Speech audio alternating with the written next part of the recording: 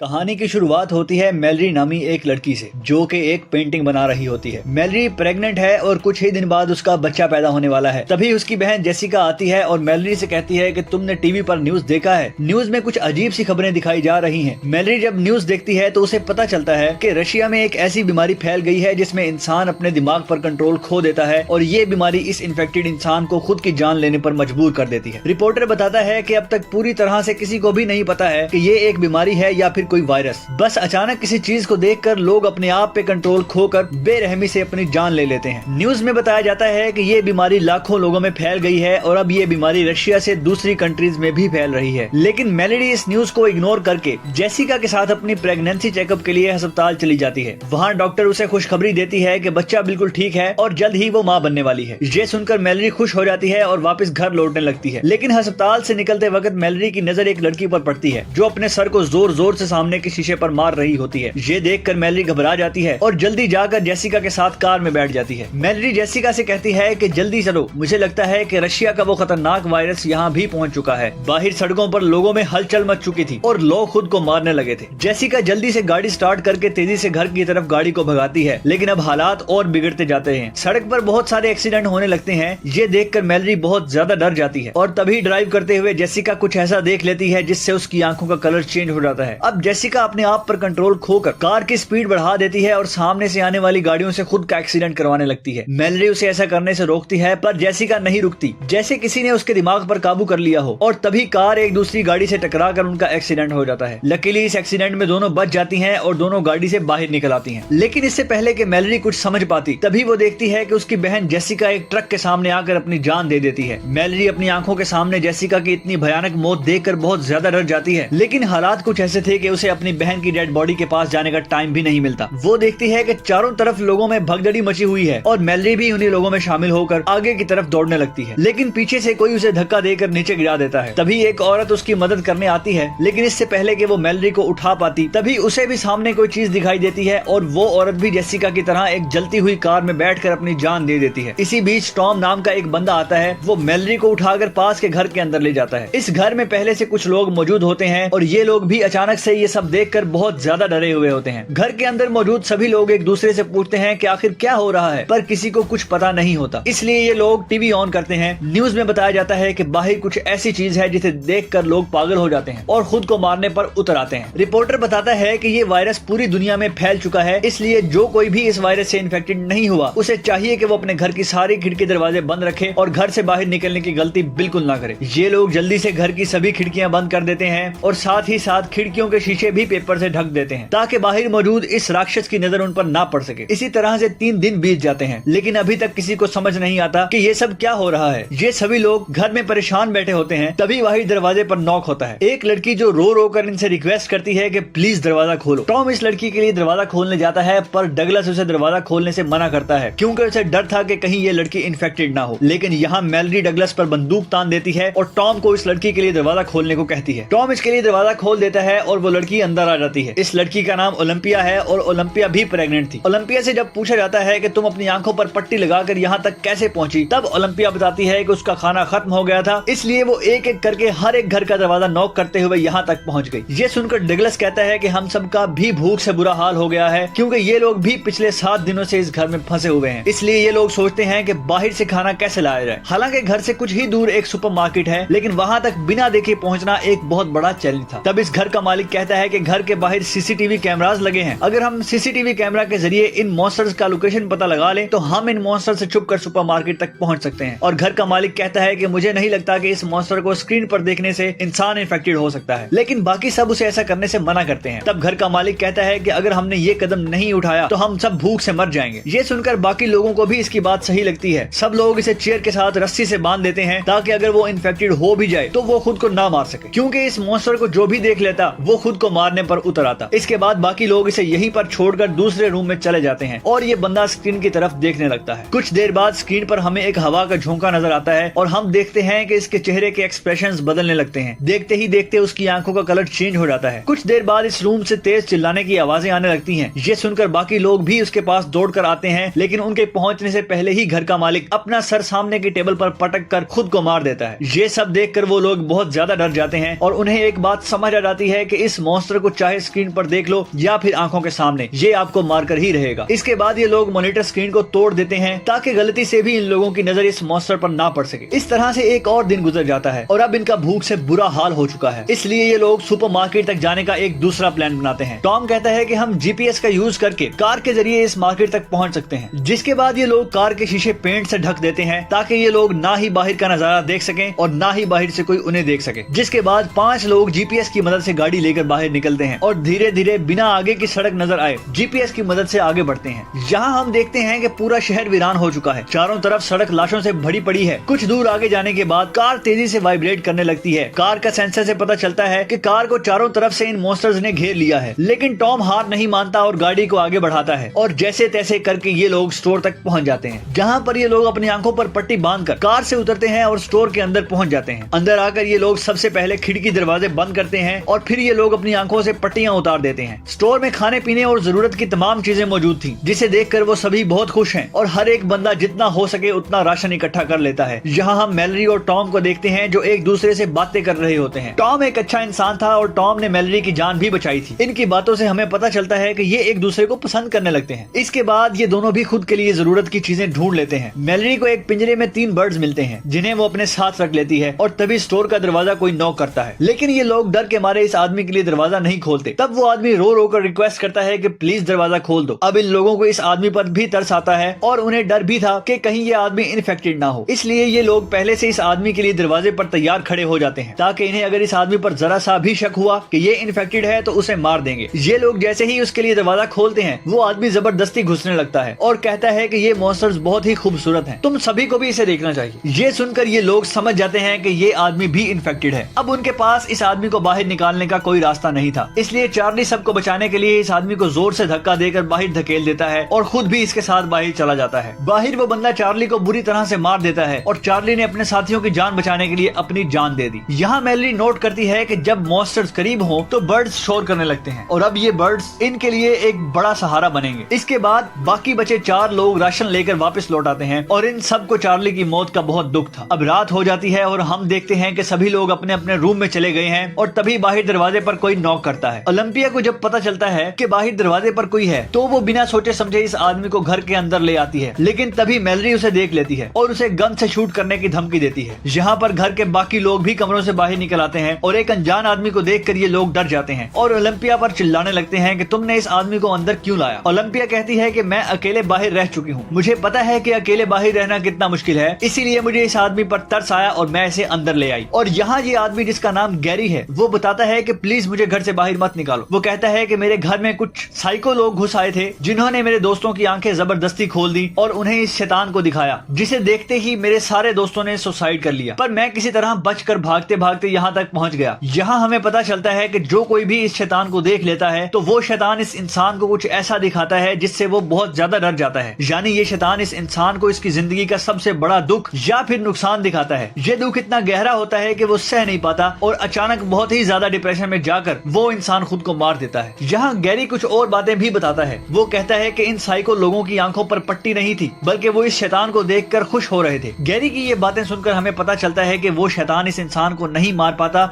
जो अपनी जिंदगी में पहले से बहुत ज्यादा दुखी होता है, क्योंकि वो पहले से ही अंदर से टूटा हुआ होता है। इसलिए वो इंसान जो पहले से अपनी जिंदगी डिप्रेशन में गुजार रहा हो, इस पर शैतान की इस चाल का ज्यादा असर नहीं होता, बल्कि शैतान इसे अपना गुलाम बना लेता है ताकि इंसान के रूप में रहते हुए ये लोग और इंसानों का शिकार कर सके। अब क्या गैरी भी इस शैतान का एक पपिट है या फिर इन्हीं की तरह एक आम इंसान है, ये तो हमें आगे पता चलेगा। यहाँ सब लोग गैरी को घर में रहने की इजाजत दे देते हैं, लेकिन डगलस को गैरी पर बिल्कुल भरोसा नहीं होता और वो गुस्से में गन लेकर उसे बाहर निकलने की धमकी देता है। पर तभी पीछे से शर्ला आकर डगलस को सर पर किसी चीज से मारकर बेहोश कर देती है और सब मिलकर डगलस को दूसरे कमरे में बंद कर देते हैं और गैरी सबका शुक्रिया अदा करता है। इसके बाद अगले दिन अचानक मैलरी और ओलंपिया दोनों को एक साथ लेबर पेन शुरू हो जाते हैं। टॉम और शर्ला इनकी मदद करते हुए दोनों को ऊपर के कमरे में ले जाते हैं, लेकिन गैरी नीचे ही रहता है और उसकी हरकतें भी कुछ अजीब सी होने लगती हैं। वो शैतान की ढेर सारी तस्वीरें निकाल कर टेबल पर रख देता है और उसकी आंखें देखकर हमें पता चलता है कि गैरी भी शैतान के कंट्रोल में है। इसी बीच मैलरी और ओलंपिया अपने बच्चों को जन्म देती हैं। ओलंपिया को एक बेटी होती है और मैलरी को एक बेटा, लेकिन नीचे पिंजरे में बंद पंछी शोर करने लगते हैं, जिसे गैरी तंग होकर पिंजरे को उठाकर फ्रिज में बंद कर देता है और खिड़कियों पर लगे पेपर्स को भी उतार देता है। तभी डगलस उसकी हरकतें देखकर समझ जाता है कि वो भी शैतान का एक पपिट है जो शैतान को देखकर मरते नहीं बल्कि ये शैतान के कहने पर दूसरों की जान लेते हैं। डगलस चिल्लाकर बोलता है कि मैंने कहा था ना कि इस बंदे को घर से निकाल दो। डगलस की आवाज सुनकर टॉम नीचे आता है, लेकिन तभी गैरी पीछे से आकर टॉम के सर पर वार करके उसे बेहोश कर देता है। इसके बाद गैरी डगलस से भी छुटकारा पाने के लिए इसकी तरफ बढ़ता है, लेकिन तभी इसके कानों में बच्चों की आवाजें आती हैं, इसलिए वो डगलस को छोड़कर ऊपर ओलंपिया और मैलरी के कमरे में जाता है, जहां वो खिड़कियों पर लगे सभी पेपर्स को हटा देता है। और जैसे ही ओलंपिया बाहर देखती है, वो शैतान के वश में आ जाती है। अब मैलरी को समझ आ जाता है कि ओलंपिया अब किसी तरह से खुद को मार कर ही रहेगी, इसलिए वो ओलंपिया से उसकी बेटी छीन लेती है और तभी ओलंपिया खिड़की से कूदकर अपनी जान दे देती है। इसके बाद गैरी शर्ला को पकड़कर जबरदस्ती उसकी आंखें खोल देता है और वो भी इन्फेक्टेड होकर खुद को खत्म कर लेती है। अब गैरी मैलरी की तरफ बढ़ता है, पर उसने चादर से अपने 7 बच्चों को छुपा रखा होता है, इसलिए अभी तक वो ठीक रहती है। पर गैरी उसे चादर छीनकर बाहर देखने के लिए उकसाने लगता है, लेकिन तभी वहाँ डगलस बंदूक लेकर पहुंच जाता है और अपनी आंखें बंद करके गैरी को शूट करने की कोशिश करता है। पर गैरी को पता होता है कि डगलस को नजर नहीं आ रहा, इसलिए वो मौके का फायदा उठाते हुए दौड़कर डगलस को अपने साथ ऊपर के फ्लोर से नीचे ग्राउंड फ्लोर पर गिरा देता है। गैरी डगलस को सीजर से मार देता है, ये कहते हुए कि तुम इस शैतान की खूबसूरती को नहीं देख पाओगे। इसी बीच टॉम को होश आता है और किसी तरह शॉट गन उठाकर गैरी को खत्म कर देता है। इसके बाद टॉम ऊपर जाकर मैलरी और बच्चों को शांत करता है और अब सिर्फ टॉम, मैलरी और 2 बच्चे जिंदा बचे थे। इसके बाद 5 साल के बाद का सीन दिखाया जाता है, जहां मैलरी और टॉम अब रिलेशनशिप में हैं और बच्चे भी बड़े हो चुके हैं, लेकिन खतरा अभी तक टला नहीं। बाहर अभी भी शैतान के कंट्रोल में लोग घूम रहे थे और वो नॉर्मल इंसानों को पकड़कर मार डालते थे। ये लोग पिछले 5 सालों से इसी तरह से चुपचाप जिंदगी गुजार रहे हैं। मैलरी ने बच्चों को इस मुश्किल स्थिति में सरवाइव करने के सभी तरीके सिखा दिए थे। यहाँ आप लोगों को भी पता चल चुका होगा कि जो लड़का है वो मैलरी का अपना बेटा है, लेकिन ये लड़की मैलरी की बेटी नहीं, बल्कि ये लड़की ओलंपिया की बेटी है, जो मरने से पहले ओलंपिया ने मैलरी के हवाले कर दी थी। एक दिन रेडियो से आवाज आती है, जिसमें रिक नाम का एक आदमी बताता है कि हम जहाँ पर हैं ये जगह पूरी तरह से सेफ है। यहाँ पर हमारी एक कॉलोनी है, इस कॉलोनी में खाने पीने और जरूरत की तमाम फैसिलिटीज मौजूद हैं। वो आदमी बताता है कि अगर तुम लोग यहाँ आना चाहते हो तो नदी के बहाव के साथ आओ। जब नदी का बहाव सबसे तेज होगा तो वहीं पास के जंगल के बीच हमारी कॉलोनी मिल जाएगी। वहाँ बहुत सारे बर्ड्स हैं जिनकी आवाज सुनकर तुम हमें ढूंढ सकते हो, और हाँ, नदी के बहाव के साथ यहाँ आने में तुम्हें 2 दिन लगेंगे। टॉम इस आदमी पर भरोसा करके वहाँ जाना चाहता था, पर मैलरी वहाँ जाने से मना करती है। वो कहती है कि शायद ऐसा भी हो सकता है कि वो इंसान इन्फेक्टेड हो जो हमें यहाँ से निकाल कर मार देना चाहता हो। रात को टॉम मैलरी को समझाता है कि अगर हमें जिंदा रहना है तो वहाँ जाना ही पड़ेगा। आखिर कब तक हम लोग यहाँ इस तरह से ब्लाइंड जिंदगी गुजारेंगे। अगले दिन जब ये लोग सामान लेने बाहर जाते हैं, तभी कुछ साइको लोग इन पर हमला करने पहुंच जाते हैं। टॉम मैलरी और बच्चों को समझाता है कि यही वक्त है यहाँ से निकलने का। मैं इन लोगों को बातों में उलझाता हूँ, तुम लोग चुपके से पीछे के रास्ते से यहाँ से चले जाना और नदी से होते हुए रेडियो पर बताई गई जगह पर पहुंच जाना। लेकिन मैलरी टॉम को इस तरह से अकेला नहीं छोड़ना चाहती थी। तब टॉम कहता है कि हमें जिंदा रहने के लिए किसी एक को तो अपनी जान देनी ही पड़ेगी। इसके बाद टॉम मैलरी और बच्चों को पीछे के रास्ते से निकाल देता है और खुद अपनी आंखों पर पट्टी बांधकर शॉट गन लेकर इन साइको लोगों के सामने आता है। वो लोग टॉम को पट्टी हटाने के लिए कहते हैं, लेकिन टॉम इन्हें बातों में उलझाने की कोशिश करता है ताकि मैलरी बच्चों को लेकर यहाँ से निकल सके। पर तभी वो लोग मैलरी को जाते हुए देख लेते हैं। अब इससे पहले कि वो लोग मैलरी को पकड़ने के लिए उसके पीछे जाते, तभी टॉम गोलियां चलाकर 2 लोगों को मार देता है। इस दौरान वो खुद भी जख्मी हो जाता है और अब बिना देखे बाकियों को खत्म करना उसके लिए मुश्किल हो रहा था, इसलिए वो अपनी आंखों से पट्टी हटा देता है और वहाँ पर मौजूद 2 और लोगों को भी मार देता है। अब सिर्फ एक ही साइको इंसान बचता है और जब टॉम इस आखिरी बचे हुए साइको इंसान को मारने जाता है, तभी वो शैतान भी वहाँ पहुंच जाता है और वो शैतान टॉम को अपने वश में करने लगता है। लेकिन पूरी तरह से वश में आने से पहले टॉम इस आखिरी बचे आदमी को भी मार देता है और फिर इसी गन से खुद भी अपनी जान ले लेता है। वहीं मैलरी गोली की आवाज सुनकर समझ जाती है कि टॉम अब मर चुका है। वो बहुत ज्यादा रोती है क्योंकि इस मुश्किल वक्त में टॉम ही उसका सहारा था। जिसके बाद वो रेडियो पर बताए हुए ठिकाने पर जाने की तैयारी करने लगती है। वो बच्चों को समझाती है कि ये सफर बहुत मुश्किल होगा, लेकिन हमें जिंदा रहने के लिए वहाँ पर जाना ही होगा। और एक बात ध्यान से सुनो, चाहे जो भी हो जाए, तुम दोनों को अपनी आंखों से पट्टी नहीं उठानी है, वरना तुम दोनों मारे जाओगे। इसके बाद मैलरी खुद के और अपने बच्चों की आंखों पर पट्टी बांधकर नदी की तरफ निकल पड़ती है और इसी का सहारा लेते हुए नदी तक पहुंच जाती है, जहां ये लोग एक बोट में बैठकर नदी के बहाव के साथ आगे बढ़ने लगते हैं। मैलरी अपने साथ पिंजरे में बंद इन बर्ड्स को भी रखती है। कुछ घंटों के सफर के बाद मैलरी रेडियो के जरिए इस कॉलोनी में रहने वाले लोगों से कांटेक्ट करती है जहां वो जा रही है, लेकिन तभी पिंजरे में बंद परिंदे शोर करने लगते हैं और इसी वक्त एक डरावनी आवाज मैलरी को बार बार पुकारने लगती है, पर वो सब कुछ इग्नोर करके आगे बढ़ना जारी रखती है। कुछ ही दूर जाने के बाद वो आवाज इसके और करीब होने लगती है। अब हम देखते हैं कि एक आदमी मैलरी के काफी करीब आकर उससे कहता है कि तुम अपनी आंखों से पट्टी निकाल दो, तुम यहाँ पर सेफ हो और मेरे पास खाना भी है। लेकिन मैलरी बच्चों को चादर से छुपाकर गन से चारों तरफ शूट करने लगती है, जिससे वो आदमी समझ जाता है कि मैलरी अपनी आंखों से पट्टी नहीं हटाएगी। इसलिए वो आदमी बोर्ड के पास आकर मैलरी पर हमला कर देता है और जबरदस्ती मैलरी की आंखों से पट्टी हटाने की कोशिश करता है। और ये आदमी भी गैरी की तरह मैलरी से कहता है कि तुम्हें अपनी आंखों से पट्टी हटाकर इस शैतान को देखना देखना चाहिए, वो बहुत ज्यादा खूबसूरत है। लेकिन मैलरी खुद को बचाने के लिए एक हथियार से उस पर हमला कर देती है और उसे मारकर वहाँ से बच निकलती है। इस तरह से सफर करते हुए मैलरी और बच्चों को 24 घंटे गुजर चुके थे और ये लोग बहुत ज्यादा थक जाते हैं। तभी अचानक बोट एक ट्रक से टकराती है, जिससे उसका बेटा और खाने पीने का सामान पानी में गिर जाता है। अब मैलरी अपने बेटे को पानी में डूबने से बचा लेती है, लेकिन उनके पास जो खाने पीने की चीजें थी वो नदी में बह जाती हैं। ये देखकर मैलरी बहुत ज्यादा परेशान हो जाती है, क्योंकि अगर उन्हें खाने पीने की चीजें नहीं मिली तो वो भूख से मर जाएंगे। इसलिए मैलरी खाना ढूंढने के लिए बोट को नदी के किनारे लगाती है और बच्चों से कहती है, चाहे कुछ भी हो जाए तुम दोनों बोट पर ही रहना और अपनी आंखों से पट्टी बिल्कुल भी मत निकालना। इसके बाद वो बोट से एक रस्सी बांधकर खाने पीने की चीजें ढूंढने जंगल के बीच एक घर में पहुंचती है और वहाँ उसे कुछ खाने पीने की चीजें भी मिल जाती हैं। लेकिन सामान लेकर जब वापस लौटने वाली होती है तभी वो शैतान उसके पीछे पड़ जाता है और मैलरी को इंसानों की आवाज में बुलाने लगता है। मैलरी गोलियां चलाते हुए तेजी से वहाँ से भागती है। गोलियों की आवाज सुनकर ओलंपिया की बेटी खुद को रस्सी से बांधकर बोट से उतरती है और मैलरी को ढूंढने के चक्कर में सीधे उस शैतान के पास चली जाती है। लेकिन तभी मैलरी उसे खींच कर वापस ले आती है और गुस्से में उसे डांटती है कि मैंने तुमसे कहा था कि बोट से मत उतरना। इसके बाद ये तीनों फिर से अपना सफर जारी रखते हैं और अब मैलरी और बच्चे 42 घंटों से लगातार सफर पर हैं। मैलरी बच्चों को समझाती है कि अब नदी में एक ढलान आने वाला है, जिससे पानी का बहाव बहुत तेज हो जाएगा, इसलिए बोट को मजबूती से पकड़ कर रखना। थोड़ी ही दूर आगे जाने के बाद नदी का बहाव तेज होने लगता है। ये लोग मजबूती से बोट को कस कर पकड़ लेते हैं, लेकिन ये रास्ता बहुत ही ज्यादा खतरनाक था। तभी अचानक उनकी बोट पलट जाती है और तीनों पानी में गिर जाते हैं और ये तीनों पानी में बहते रहते हैं। अब मैलरी अपने बेटे को तो पानी में पकड़ लेती है, लेकिन ओलंपिया की बेटी को जमीन मिल जाती है और वो मैलरी को पुकारने लगती है। लड़की की आवाज सुनकर मैलरी भी उसे ढूंढ लेती है। इस तरह से उन्होंने अपने सफर का सबसे मुश्किल रास्ता तय कर लिया था और अब उनकी मंजिल काफी करीब थी। ये लोग जंगल में आगे बढ़ते हैं और तभी उन्हें परिंदों की आवाजें भी सुनाई देती हैं, जिस तरह से उन्हें रेडियो में कहा गया था। ये लोग परिंदों की आवाज का पीछा करते हुए इसी डायरेक्शन में जाते हैं, लेकिन तभी वो शैतान भी वहाँ पहुंच जाता है और उनका पीछा करने लगता है। वो शैतान उन्हें अपनी आंखों से पट्टी हटाने के लिए बहकाने की कोशिश करता है, लेकिन मैलरी बच्चों से कहती है कि आवाज पर ध्यान मत दो और आगे बढ़ते रहो। आगे बढ़ते दौरान अचानक मैलरी नीचे गड्ढे में गिर जाती है और बेहोश हो जाती है। बच्चे भी परेशान हो जाते हैं कि मैलरी कहाँ गई। वो लोग मैलरी को यहाँ ढूंढने लगते हैं और मौके का फायदा उठाते हुए वो शैतान मैलरी की आवाज में बच्चों से पट्टी उतारने को कहता है। ना समझ बच्चे शैतान को मैलरी समझकर अपनी आंखों से पट्टी उतारने लगते हैं, पर तभी सही समय पर मैलरी होश में आ जाती है और जोर से चिल्लाकर बच्चों को पट्टी उतारने से रोक लेती है और उनकी आवाज को फॉलो करते हुए बच्चों के पास आ जाती है। इसके बाद मैलरी उन्हें लेकर बर्ड्स की आवाज सुनते हुए भागना शुरू करती है, क्योंकि इस बीच वो शैतान बिल्कुल उनके पीछे पड़ा हुआ था और हर एक संभव कोशिश करके इन लोगों को कॉलोनी में एंटर होने से रोकने की कोशिश कर रहा था। पर ये लोग शैतान को इग्नोर करके फाइनली इस जगह तक पहुंच जाते हैं और मैलरी जल्दी दरवाजा खोलने के लिए इन लोगों से रिक्वेस्ट करती है। वो लोग इन्हें अंदर ले आते हैं और सबसे पहले इनकी आंखें चेक करके कंफर्म किया जाता है कि वो इन्फेक्टेड हैं या नहीं। जब उन्हें पता चलता है कि ये तीनों इन्फेक्टेड नहीं हैं, तो वो लोग इन तीनों को कॉलोनी के अंदर ले आते हैं। मैलरी अपनी पट्टी हटाकर देखती है कि ये एक ब्लाइंड स्कूल है जहाँ ज्यादातर लोग देख नहीं सकते और इसलिए वो शैतान उनका कुछ नहीं बिगाड़ सकता। यहाँ मैलरी की मुलाकात रिक नाम के एक बंदे से होती है। ये असल में वही बंदा है जिसने रेडियो के जरिए मैलरी और टॉम को इस जगह का लोकेशन दिया था। यहाँ बहुत सारे बर्ड्स भी पाले जाते हैं ताकि खतरे की वार्निंग उन्हें मिलती रहे। मैलरी भी पिंजरे में बंद इन परिंदों को आजाद कर देती है। इसी के साथ ये कहानी खत्म हो जाती है। अगर आपको वीडियो अच्छी लगी हो तो हमारे चैनल को सब्सक्राइब और वीडियो को लाइक जरूर कीजिएगा। और अगर आपको इस मूवी का सेकंड पार्ट देखना है